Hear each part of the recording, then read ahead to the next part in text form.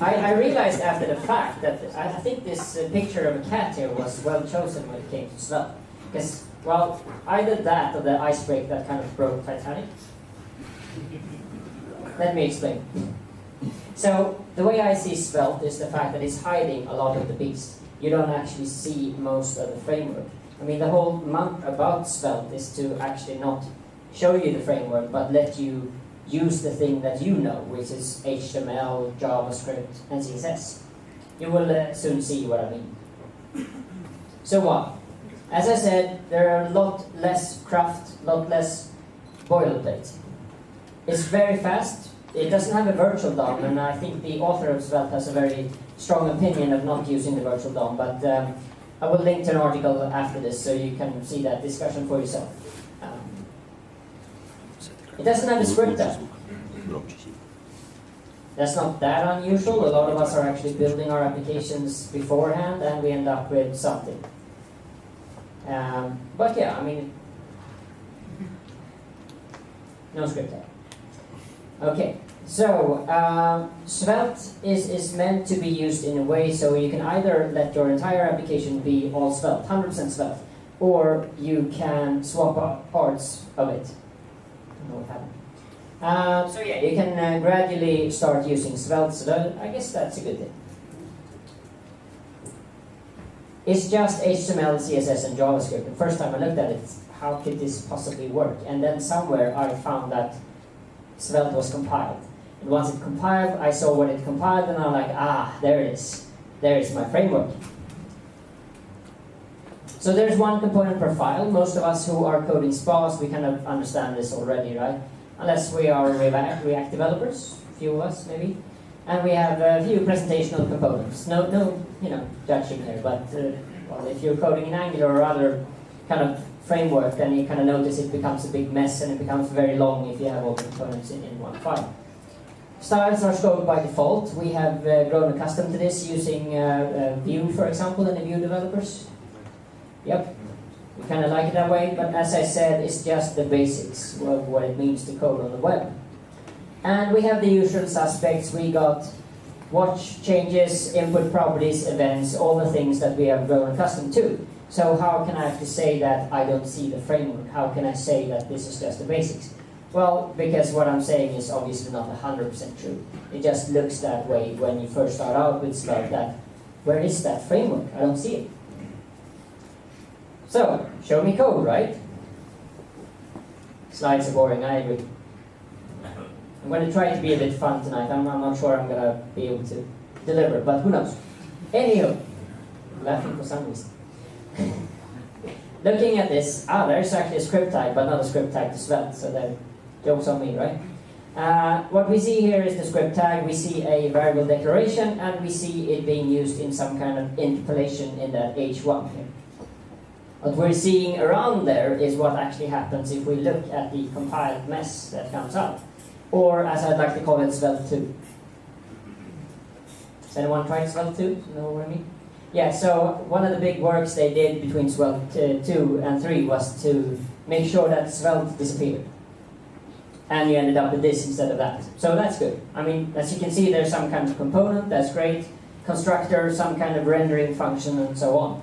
So far it kind of looks like most SPA frameworks are components that we are used to. But, how do we get started with Svelte? I talked to an old friend here and said last time I tried Svelte it looked a bit half-baked. I don't know if anyone agrees with that, but I thought that's a good statement. I kind of like to be controversial. Anywho, to start with Svelte, the easiest thing you can do is call npx digit, and you can just select a Svelte template and a name for your application, npm install, npm run dev, and there you are. Hello, Svelte. Sounds simple enough?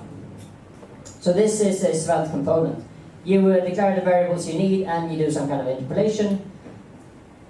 That's not a lot, right? And of course, you expect a lot more things to happen. Where are my for loops? Where are my ifs? How do I handle that?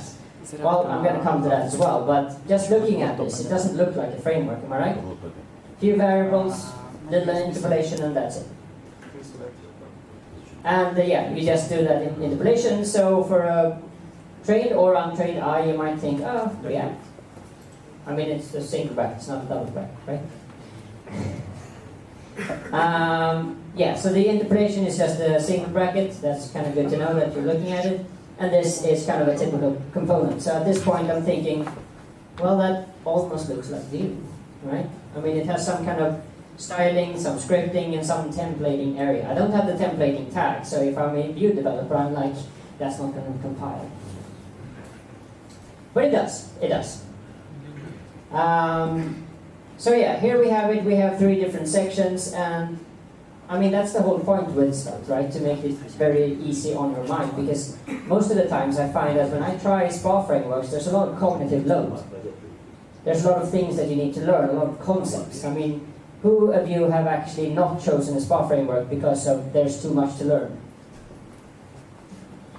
I'm not afraid to ask what that framework is. Keep on going. Right, so we got our styling section, we got our script section with our code, and then we have our interpolation parts. Alright, what about importing? Simple import statement. I get my component and I'm able to use it right directly in the template. So already if I'm a Vue.js developer, for example, I don't need to do that thing where I declare, well, this is now side component, please recognize this thing. There's nothing like that, I just use it. So in a sense, I guess that's like React. I bet you're wondering at this point, not the SPA framework. I mean, it's not going to be like my favorite SPA framework. I'm going to have a look at it, probably look at it and think, this is gone in 2 years. But here's the kicker. So Svelte has actually been around for a few years. In stealth mode? I don't know. I haven't heard of it until a few months ago, actually. So here you have the import, here you have the usage of the component, and you can also be rendering HTML with this @HTML tag, and that's what? Unsafe, right? I mean, if we pass it a string, that's awesome, but what if that thing contains malicious code? So obviously when we're running these kind of things, then we need to be very careful that we actually can trust what we are rendering. Speaking of that, how many are writing unit tests? So you don't trust your code, eh? Told you I was little before. Sure. I was holding a DevOps talk yesterday about trust. That was fun. I was asking the ops people, how many trust developers? There were no hands. I think I asked how many developers like ops, but there were no hands either. And then I told them, congratulations, you're in the same boat, in the same team for the DevOps. Right? So here we got some handling of events. We can just see that we are authoring a function up there, and we are able to use it down there. So far, okay, easy on the eye, I kind of get it. Right? I'm able to just do on, colon, and click. Fair enough, kind of looks like Vue, right? I mean, V dash something.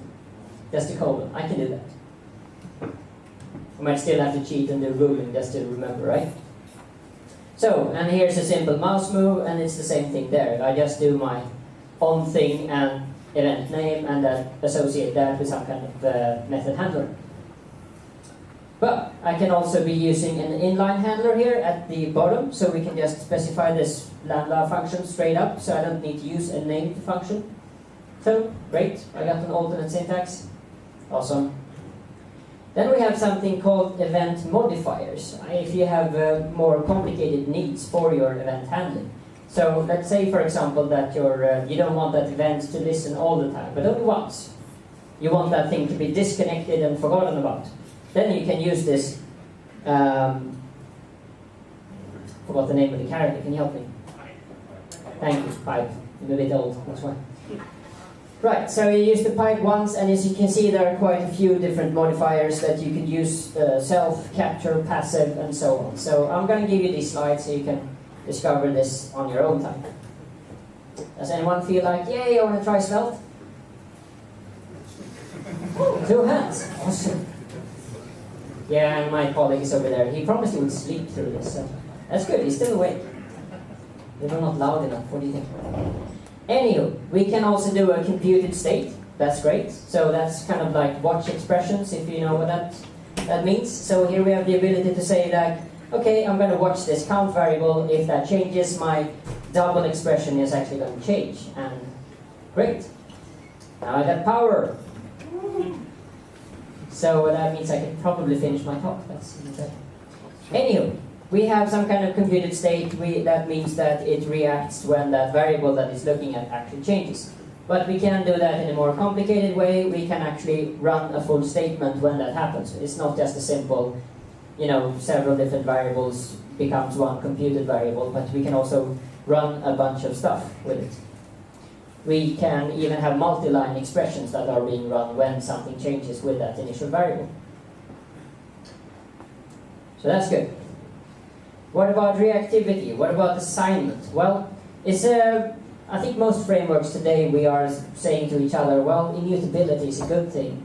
And it makes everything so much easier to check if there's something has changed and so on. Svelte is having the same kind of opinion here. And it says, I won't actually update the UI if you do an array and a push. Then we're not friends anymore. But if you instead kind of reassign the contents of the array like this, then yes, then it will update the UI. So that's kind of good to know. What about component input? We don't want to be rendering components that are just static data, right? We want to be able to pass data inside of the component and also be able to raise some kind of event from the child to the parent and say, I change for whatever reason. So here we have a component input. The thing we need to do to make sure that we have some kind of public property that I can assign is by using the export keyword. That's how I do it. So I have my component. I add the export keyword to whatever variables that I want to expose to the outside world. That's the public API, if you will. So here we have the export keyword. Do I have some? That's it. It's not my head, right? Nested answer. So now we're using our public property. We're able to assign it to a value, and that way, yes, we got a presentational component. Great. We can actually be using spread props. Any React developers in here? You know what I'm talking about? So I'm able to send off all the different attributes here that I want to assign. I don't want to be doing that. If I have to do that, I might as well do Python or something, right? So yes, we want to do this. We just want to give it a full object with whatever properties that is and just pass everything in there. But I know in the React world that's a bit controversial too, because, then I'm sending down a bunch of stuff and I don't know what half of it is and I don't know what I'm using. So, bet you heard about that one, right? So, component output. We want our child to talk to our parent because we might have some kind of to-do item, right? We want to tell our stateful parent that something has changed and maybe trigger some kind of AJAX call, whatever it is. So here we have a component output. We are inside of our child component and we are talking to this dispatcher thing. So we call create event dispatcher and we have a dispatcher that can send that message upwards from the child and up to the parent. So we're able to bubble this event upwards and the parent can simply say, well, on the on message here, because now I've created a custom event, because look over here, we have named this event message. So this is how we know what to write over here. So these two are connected, right? So we have our custom event that the child is throwing upwards and the parent has the ability to handle it. Or the parent can actually skip this, can actually say, I don't want to handle it today. Maybe someone else can. So at that point, we have this instead. We have our inner component as usual.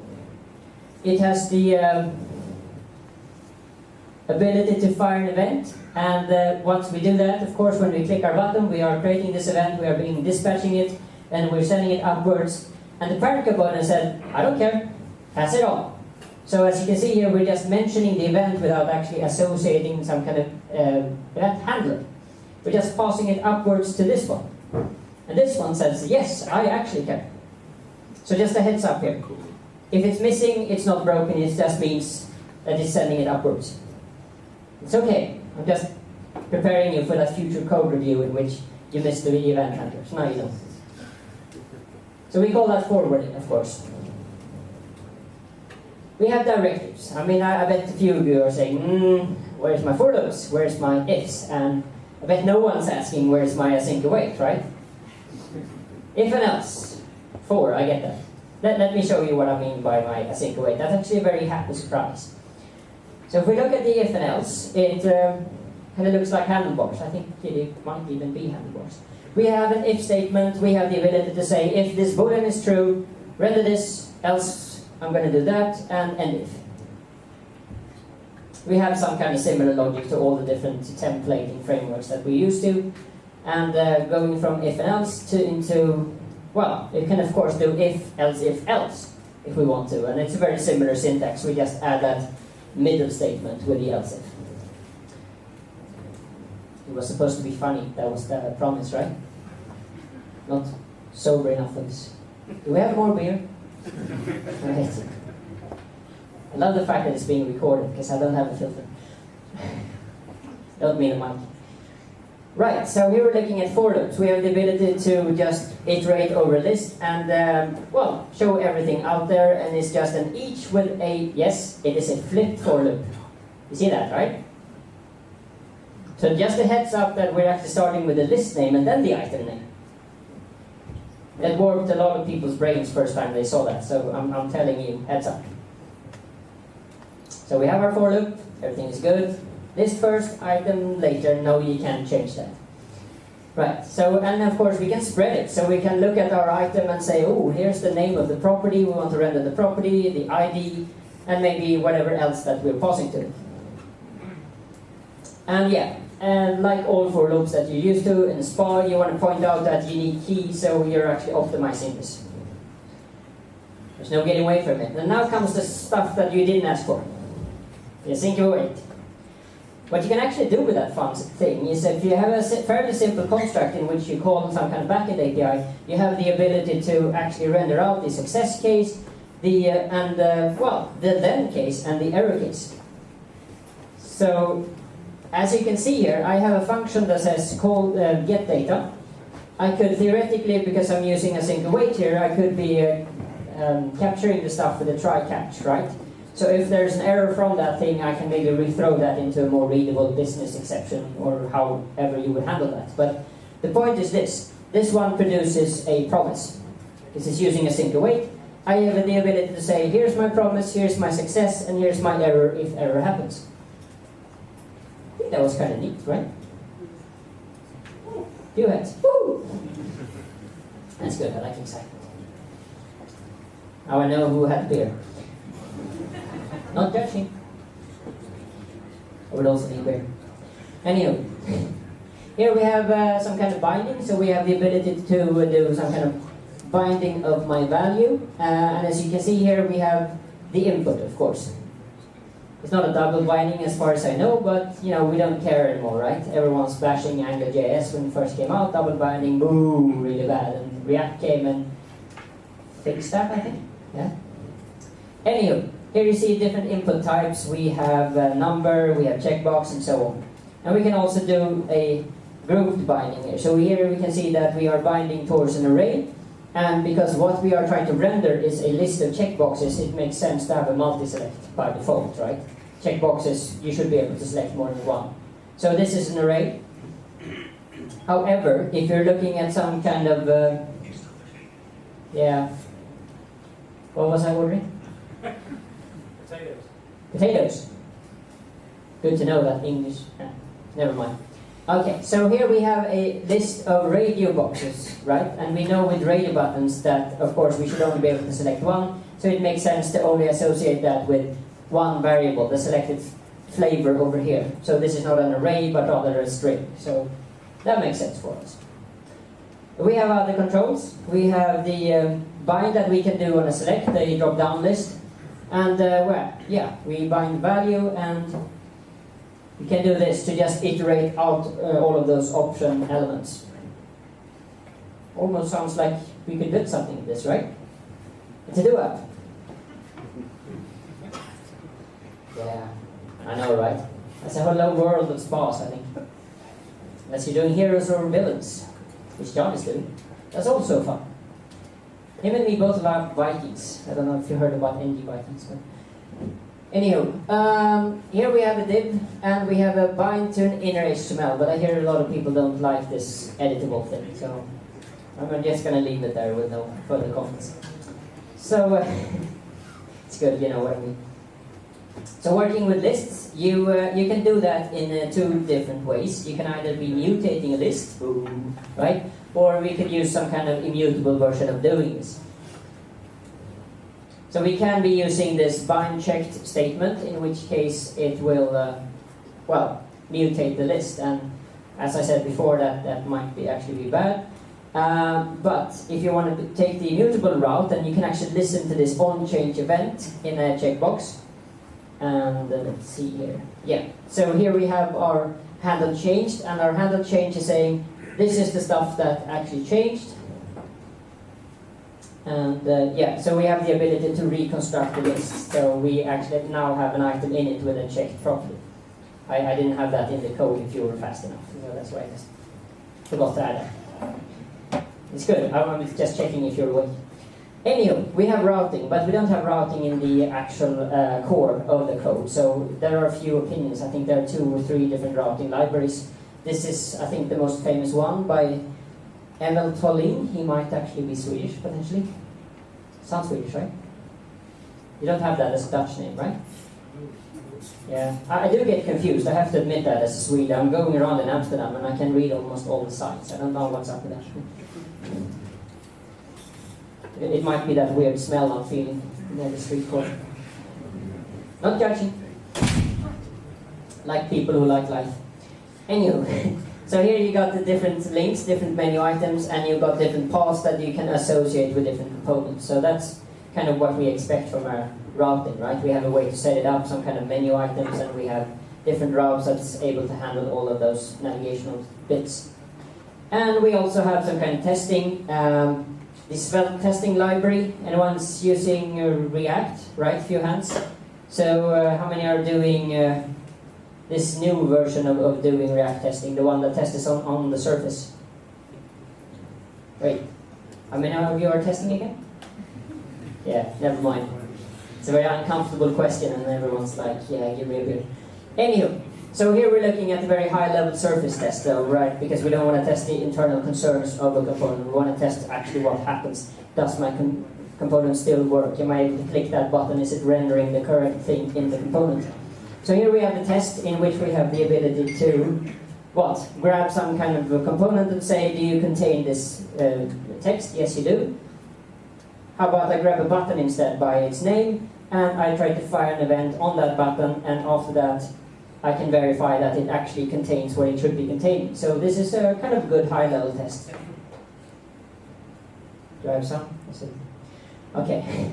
So as you can see here, this is high-level testing. This is a framework that's fairly easy to use. And if you haven't seen that you do React, you should have a look at the corresponding one for React, because it does exist. So, in summary, I'm soon done, promise. It's been around a while. It's been on stealth mode or ghost mode, or whatever you want to call that, since 2016. I think there were probably maybe 2-3 users at that time, all core maintainers. We're now on version 3, which means we have made the framework go away, and it's lurking as like this iceberg waiting for Titanic, you. Right? And it's the new kid on the block, right? Who wants another SPA framework? That's why we do JavaScript, so we can change our minds every 2 months. Who wants to commit? No one. So it's very easy to learn, as you see. It's just HTML, CSS, and JavaScript. You could probably take my slides and build it to do it, and then you tell the client, please pay me. So it's a compiler, as you can see. You're not actually seeing the end results. You're just passing that on to your page. So that's good. It's only a framework at compile time. After compile, there is no framework. It's just normal ES6. Right, it's a very small footprint. It's fast. The creator says that I don't have virtual DOM, and that's why it's super fast. So, but yeah, there is a long article about that one. Tooling for Vim. Anyone excited? Still haven't exited, right? And of course, we have tooling for VS Code, which is awesome. It's, I mean, the downside to Svelte is the fact that the core is fairly small, but there are some good third-party libraries for router and testing and some other bits that are fairly well battle tested. If you can say that about SPA framework, Cardell, I think battle tested for me means a few years. So that's past. Who was that? I think that was Manfred Steyer, who said some SPA frameworks have less longevity than my milk. You agree? I think you do. Is it ready for production? Should I use it in production? SPA framework, right? JavaScript, who cares? We just deploy. I like how we can be honest. So, thank you very much.